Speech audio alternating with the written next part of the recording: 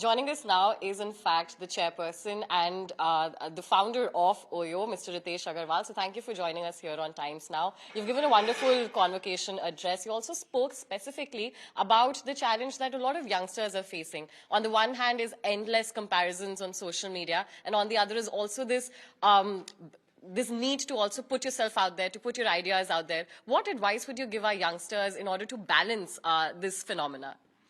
Yeah, look, in today's world, back in the day, comparisons were largely by listening to other people, what they're doing.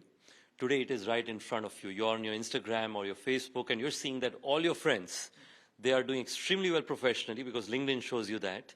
And then you watch Instagram, and you see that everybody is touring the world, having a great life. And here you are, who's probably not able to see through any of those things. But often people forget that people showcase their best version on social media. It's not their average life, nobody's average life.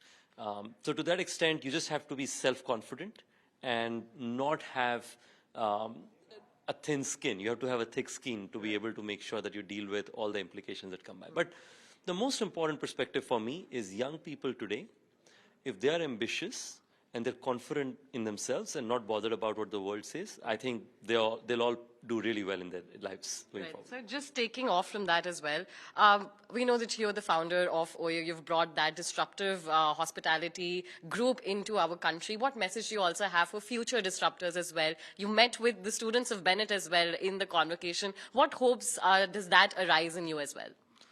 Look, first off, I think what Bennet has done to be able to bring a set of students and put them through what I consider is a very disruptive curriculum, which is, I was just listening, a mandatory immersion program overseas to get an outside-in context, significant sport facilities. My favorite is 10 pickleball courts around.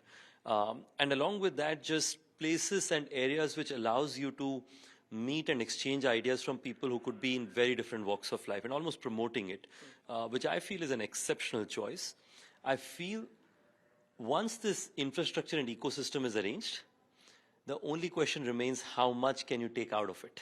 And if you can take out of it, I think your life's going to be very bright. Because when I look at from the corporate perspective, we are looking for people who are open-minded, who are not limited by saying this can be done and this cannot be done, and who also are willing to work hard to get the results. And I feel this creates an enabling atmosphere for that.